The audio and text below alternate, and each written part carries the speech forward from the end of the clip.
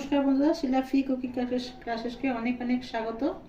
আজকে আমি বানাবো পেঁপের চাটনি বা প্লাস্টিক চাটনি। এই রেসিপিটা আমি আগেও দিয়েছি, কিন্তু ওটা আমি বাড়িতে কেমন বানাই ওটা আমি দেখিয়েছিলাম। আজকে অনুষ্ঠানে কীরকম বানাই তাই দেখাবো। তার জন্য এখানে দিলাম সর্ষের তেল,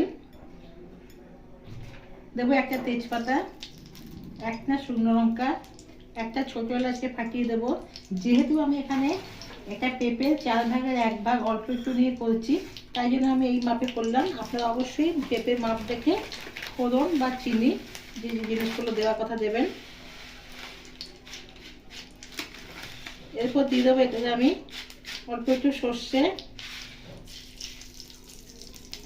মশলাটা একটু ভাজার জন্য ছেড়ে দেবো। যখন সর্ষে ফুটে যাবে শুকনো লঙ্কা মিষ্টি গন্ধ বেরোবে একটা।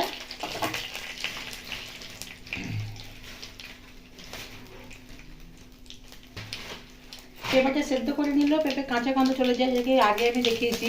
কিন্তু এখানে পেঁপেটা আমি 2 সেকেন্ড 3 সেকেন্ড মতো একটু নেড়ে নেবো, তাহলেও পেঁপের কাঁচা গন্ধ চলে যাবে। সেটাই আমি তোমাদের সঙ্গে এখন শেয়ার করবো আজকে।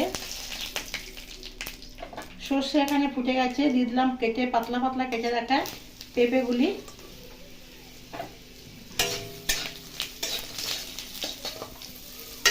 দু থেকে 3 সেকেন্ড আমি এরকম একটু নেড়ে নেবো, যাতে পেঁপে লাল না হয়ে যায়।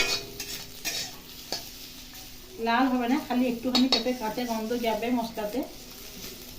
এরপর দিয়ে দেবো এতে জল,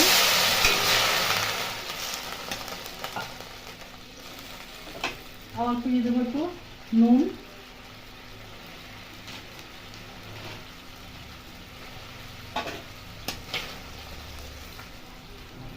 এবার এটা চাপা দিয়ে সেদ্ধ হতে ছাড়বো।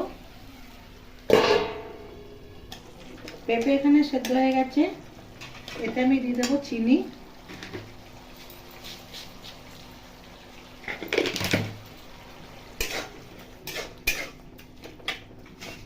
দিয়ে দেবো এখানে কাজু কিশমিশ, একটু আমাদা আমি এখানে ঘষে রেখেছিলাম দিয়ে দিলাম।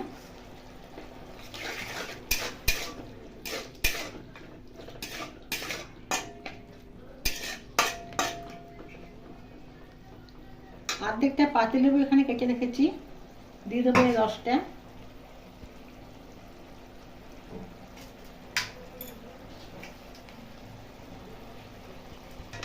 পাতিলেবুটা রস বার করে এখানে বীজ বার করে দিয়ে দিলাম।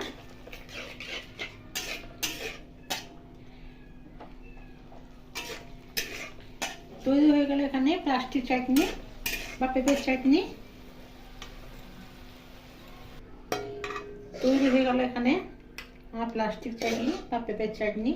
রেসিপিটা কেমন লাগলো কমেন্ট করে জানিও, ভালো লাগলে শেয়ার করো,